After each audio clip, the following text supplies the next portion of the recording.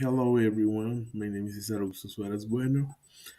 I'm a student of the Bachelor of Foreign Language Teaching in UNAT University. So, today we are going to talk about the bilingual education in Colombia. How does it build tolerance or just jobs?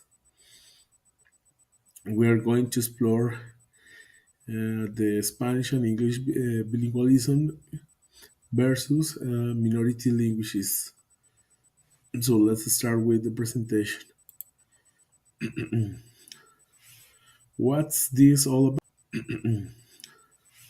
What's this all about?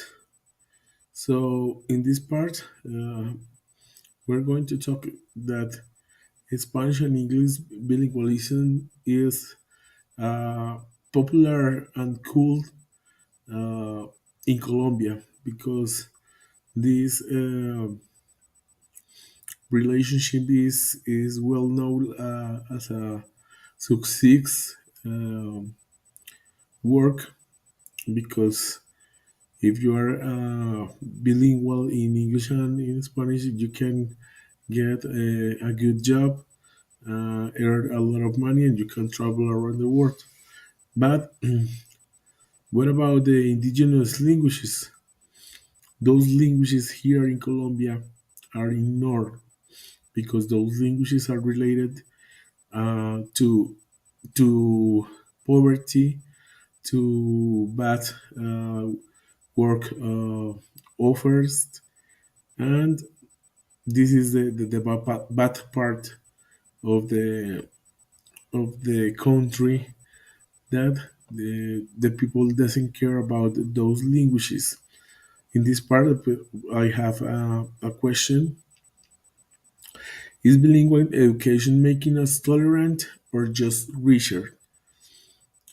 I want you to answer in your home, in your world, wherever you are, this question. I think we are just focused in job, in get richer, and we are avoiding the cultural um, teaching and the cultural stuff.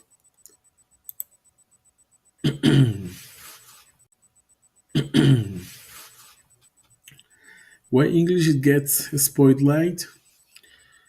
As we were talking before, English is visible because uh, it's always focused to get jobs in a globally way.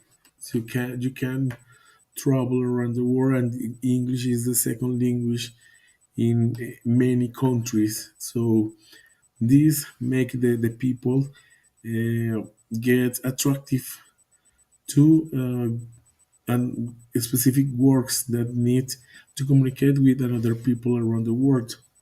Instead, the minority languages, example Palanquero or indigenous languages in Mitu, for example, in Baupés, Bichada, Amazonas, Putumayo, because they are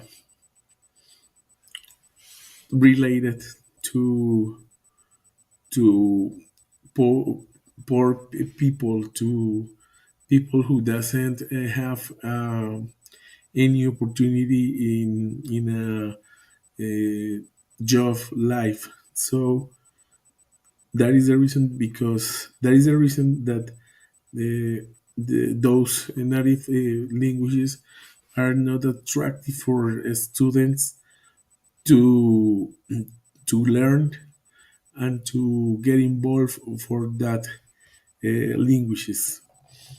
In my opinion, that is unfair because once languages need to have the same value, and here is just once have the values and another no, doesn't have the value, and we need to change that. We need it.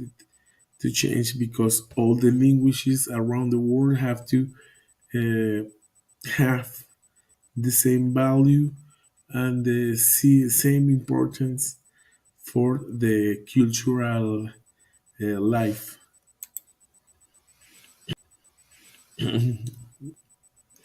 In this part, what's happening in schools?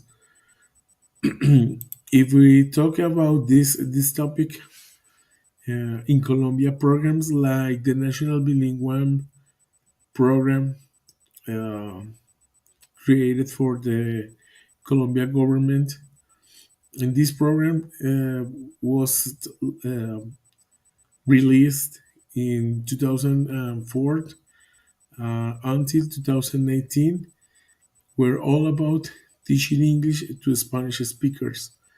But why? That happened because the government make us competitive globally. That government wanted the 40 percentage of high school grades, to hit an intermediate English level by 2014. But spoiler alert, that didn't happen. I read in Ana Marie de Mejia's work that the focus of this program was only jobs, not really on understanding other cultures and another people. That is the reason the English is seen as the key of the success around the world. While native languages here in Colombia, uh, always are getting pushed aside. They are always uh, hide in the back part of the Colombian laws. To me, it feels like we're picking winners and losers based off what makes cash, not what builds better society, and that is really bad for us, for how Colombian people. Sorry.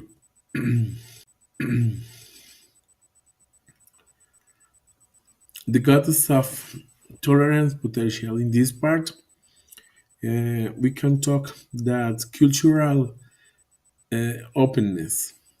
Learning English or any language could open minds to other culture. That is so true. It's a fact.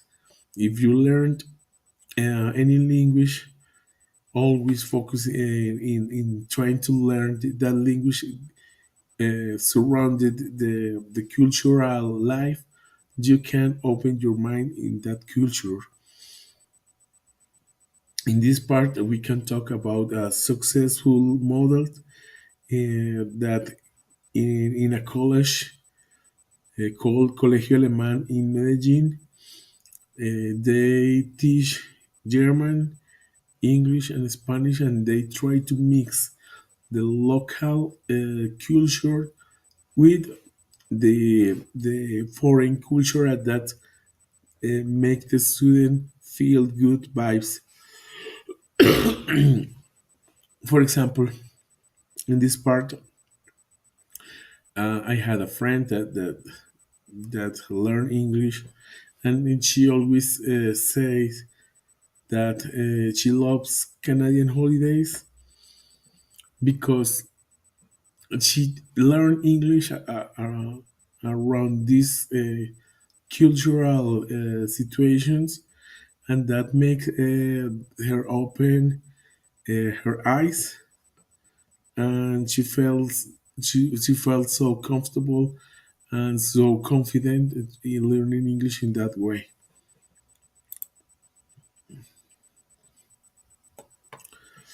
Those problems that we need to solve. Those problems that we need to solve. The first one, talking about tolerance, many textbooks in foreign countries, for example, United Kingdom, those textbooks shows Colombian as a violent country, no tolerant with just bad situations like guerrilla drugs, etc. So that is an important point that we need to attack, to to change, because that is not true. No, all Colombian people are so bad. Limit training. This part, we have a trouble with teachers because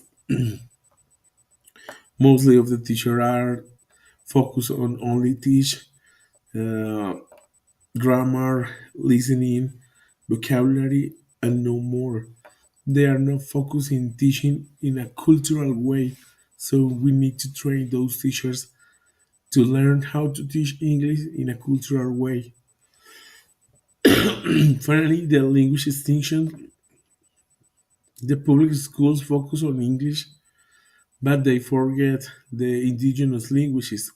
And so we need to mix and try to make more important our native languages, and try to insert that language in our curriculum in order to teach those cultural um, languages, learn more about our own people, and embrace a new country with multicultural languages.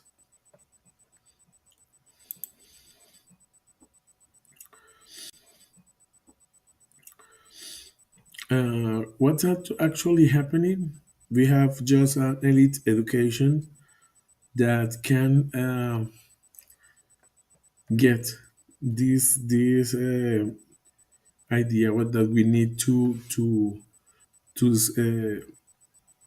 to spread to all the education and all the schools. That is the to mix the the languages and mix the culture in order to make good vibes. Actually, the public school means that English is just for work, not understanding, and we need to change that. We need to focus our teaching in different languages to make a good experience based on cultural situations, cultural lives, and real lives in those countries. In this part, so Colombia government have a plan with by the Ministry of Culture, and that is protected 68 native languages. That is awesome, but they those languages are still dying out. So we need to continue work in order to make more training, to make more cultural classrooms, and improve our culture and languages at the same level that we have the Spanish and English bilingualism. Finally, um, what is the very finally? Um, what is the verdict? What's the verdict? We have a dream. I know many people here in Colombia have the same dream. That we need. We want to see Colombia richer in understanding, with tolerant, with a social, uh, with empathic society, trying to solve or find a solution that is train the teachers value all languages, that the government make rules and laws that allow us, the people, the teachers, the education, to improve our cultural education, our cultural language, and change the reality that he right now is no much tolerance, mostly jobs. We have to change it to be a more empathic and tolerant people, and thinking culturally in a culturally way, and not just in money. So that is all. I hope you enjoyed this video, and see you soon. Bye.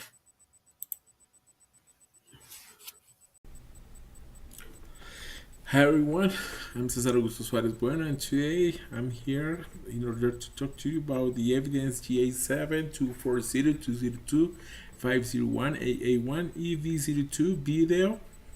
Our instructor is Rosa Consuelo Chamorro, and this is one of the end of the activities for 2024. So let's start with the presentation. Today I'm so glad to talk to you about the evolution of technology in my professional field. This is a short discussion on how technology is involving and impacting my field of energy management.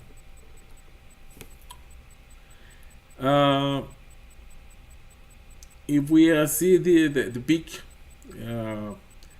my area for working is energy management. So, how technology involves and impacts my field on energy management? I think that concept innovation forces us to adapt and embrace new tools to stay competitive and make a better world for our sons on the other part of the humanity that lives in this world. And how can we see this evolution? We can see evolutive and revolutionary products, and in this part I want to talk about, for example, evolutionary. It is a multimeter that this is a really important tool for our work, and this is a tool that enhance precision and efficiency reports. And in the revolutionary side, software tools like energy simulators have completely transformed how we design and optimize electrical systems. In this part, we can see one of the last tools, that is the multimeter, and how passing the time is going to improve in the way to use this important tool in our electrical field. The other part of this discussion is talk about cultural shift in the workplace. In this moment, I can say that the cultural shift in our work environment is also good notice in the way that team collaboration has changed with the introduction of virtual platforms, making remote communication seamless. All these tools have significantly impact how we approach teamwork, and by the end of the decade is going to be a better way to make good changes in our life, in our environment.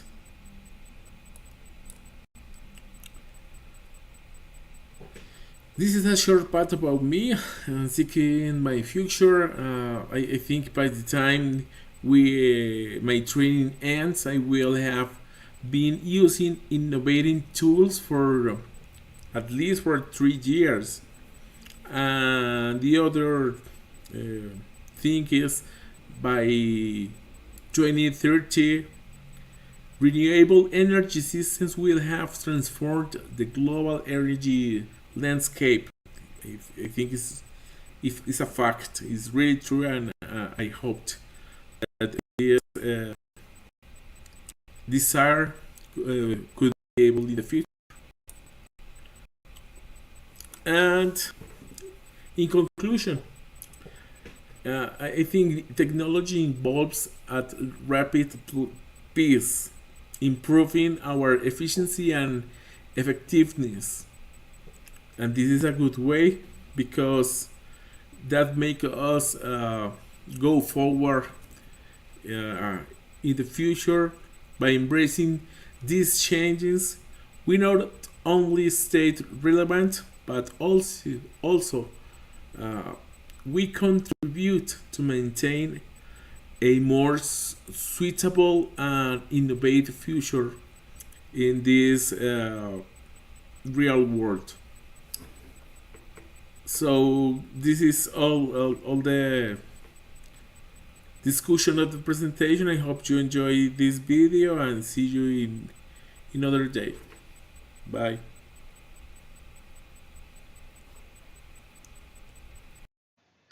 Hi, teacher and classmates. I'm Cesar Augusto Suarez Bueno, a student of Efficient Energy Management Technology Program. The teacher is Rosa Consuelo Chamorro Guerrero, and the activity is GA324020225018882EV02. And today I'm going to talk to you about San Gil Santander. San Gil Santander, nestled in the heart of Colombia's Andes mountains, is a captivating destination that enchants visitors with its stunning natural beauty, rich cultural heritage, and a array of adventure activities. Geographical location: San Gil is situated in the department of Santander, approximately 300 kilometers northeast of Bogota, the capital of Colombia. Also, the town is conveniently located near the Chicamocha National Park, a breathtaking natural wonder with deep canyons and diverse wildlife. The accessibility: San Gil is easily accessible by road with well-maintained highways that connect the major cities in the region. The fascinations of San Gil.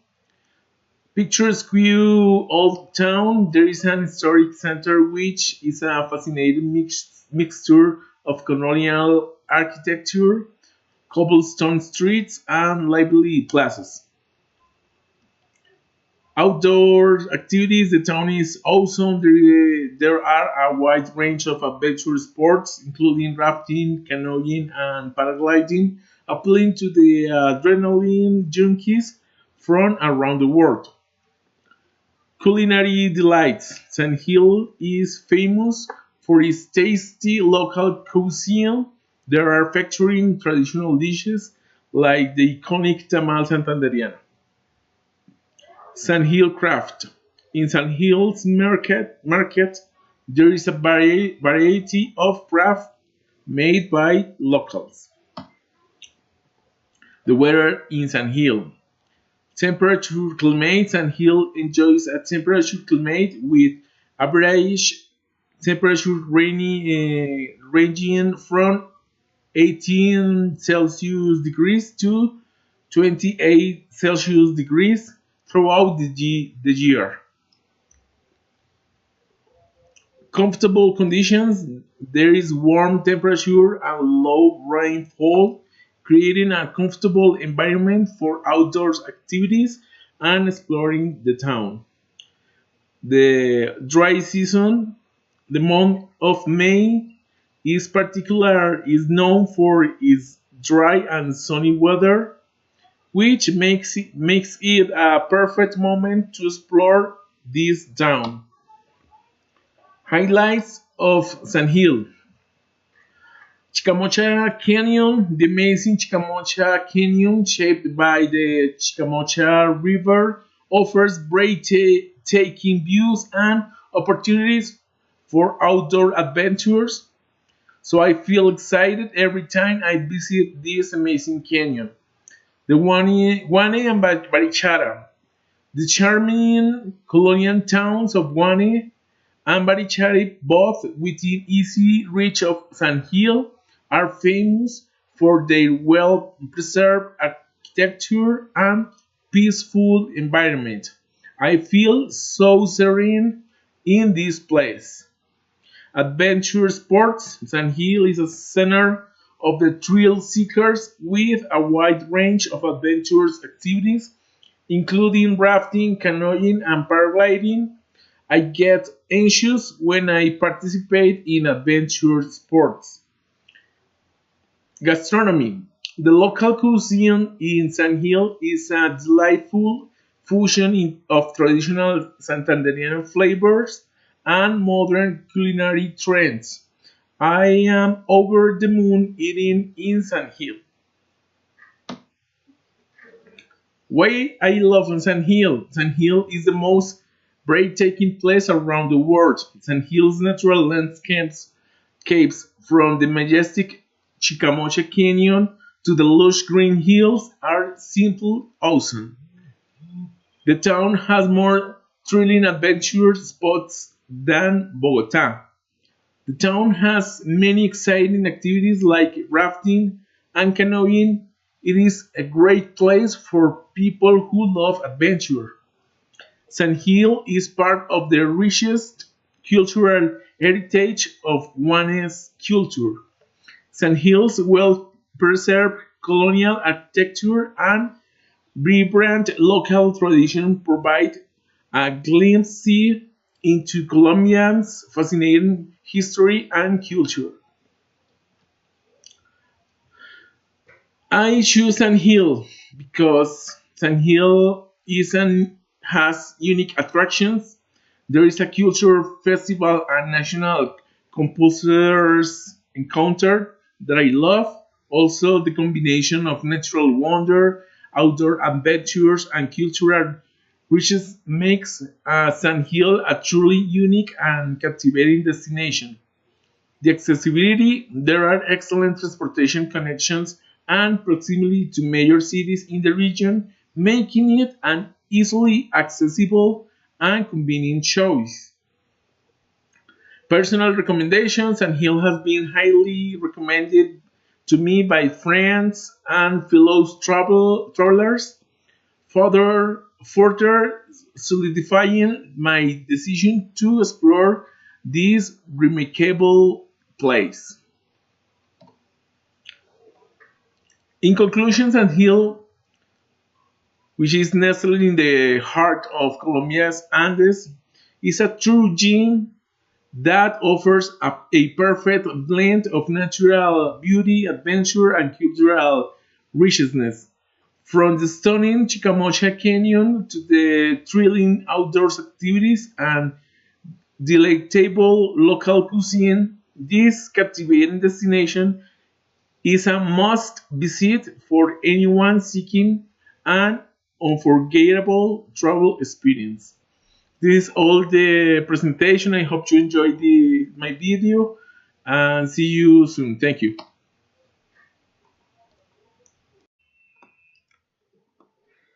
Hi everyone, my name is Cesar Augusto Suarez Bueno, group member of the TEGE1, and today I'm going to talk to you about the importance of the exercise, nutrition, and their influence on mental well-being. Our instructor is Rosa Consuelo Chamorro, and the evidence is GA6 240 202 2501 AA1 EV03. So let's start with the presentation.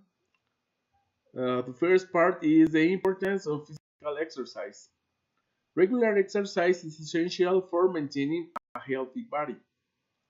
According to the article, The Influence of Physical Activity on Mental Well-being, posted by Dr. Kenneth R. Fox from the Department of Exercise and Healthy Science of the University of Bristol in the United Kingdom, he states that there has been an increase in research to role the exercise in treating mental disorders.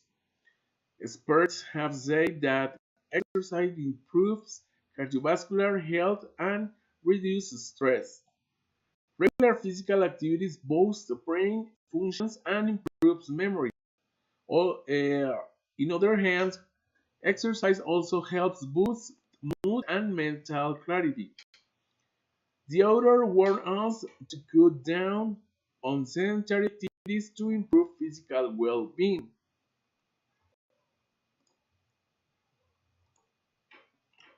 So let's talk about nutritional physical well-being. A balanced diet is key to keeping the body in optimal conditions. It is noticed that there is a lack of systematic research on the combined effects of nutrition and exercise on mental health. A healthy diet strengthens the immune system and boosts energy levels. Nutritionists have emphasized that staying hydrated is crucial for maintaining energy levels and overall well being. Including whole grains in your diet improves digestion and supports heart health. Finally, the article The Influence of Physical Activity of Mental Well-being suggested cutting out sugary foods to improve mental health.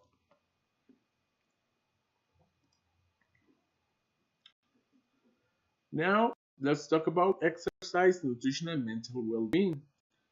Exercise and good nutrition benefits not only the body but also the mind. Dr. Kenneth Fox indicates that multiple mechanisms are effective in any situation, depending on the characteristics of the exercise and the individual. A healthy lifestyle reduces anxiety and depression. Studies have shown that getting enough sleep is just as important as diet and exercise for mental well-being. Maintaining a balance between exercise and nutrition improves quality of life. Mental health experts remind us that people should adhere to working out at least 3 times per week. Conclusions. The combination of exercise and nutrition comes down to playing a vital role in promoting mental well-being. It is essential to recognize how these two factors work together to enhance both physical and mental health.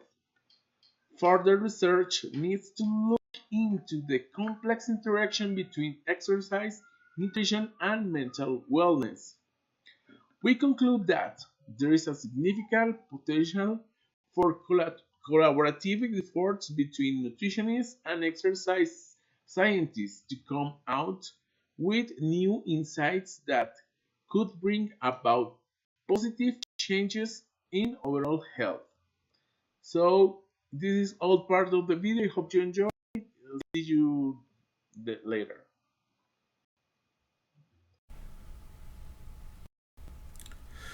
My journey as a leader at Gaudi Tower.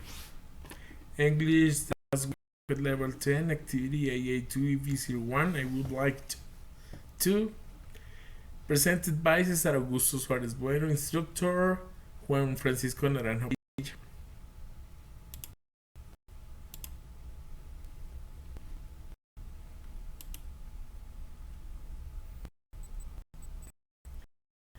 Sorry.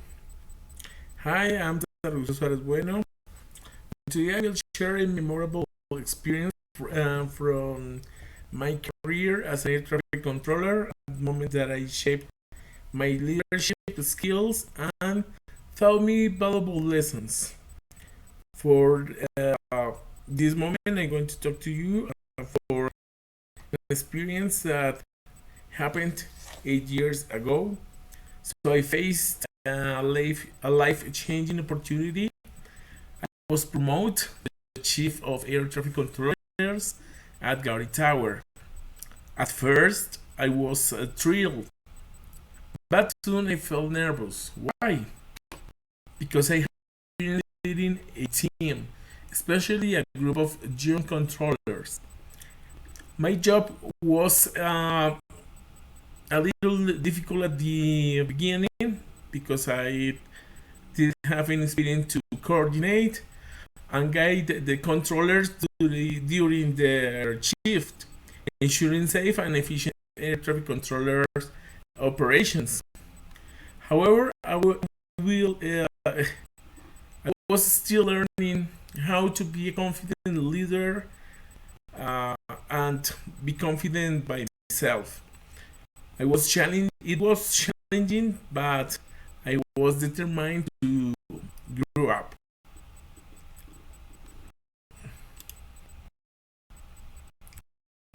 Well, one day stand out in my memory. In that time, an aircraft contacted us. The pilot was so scared, and he was declaring an emergency in landing. For a moment, we were all froze, but I quickly took uh, the the I took a church first, and I assigned task to my team to faced the emergency. So I uh, talked with the command controller in order to communicate with the pilot. So I talked with another one to monitor the radar, and another to coordinate with all the air traffic office around us. And I tried to call down the crew, uh, guide them step by step to approach to our aid, and trying to ensure a clear path. Finally, the aircraft safely landed on the runway. The relief was overwhelming, and we felt incredible, proud of our teamwork. Well, finally, the reflections and goals. Looking back, that experience taught me two key lessons. First one is staying calm under pressure is essential for leadership. The second one, uh, we have to trust in our team. That way was strong together. I've been more experienced. I've prepared better social measures. I would have prepared a better emergency response. Perhaps by practicing more scenarios with my team. However, challenges made me uh, maybe be a better leader, made me feel confident by myself. Nowadays, I would like to keep improving my leadership skills, mentors, and other people, and take on bigger challenges to help my team grow. Uh, Finally, this experience showed me the power of a teamwork, the resiliences, uh, and other experiences make me feel more confident in a professional way. And that's all.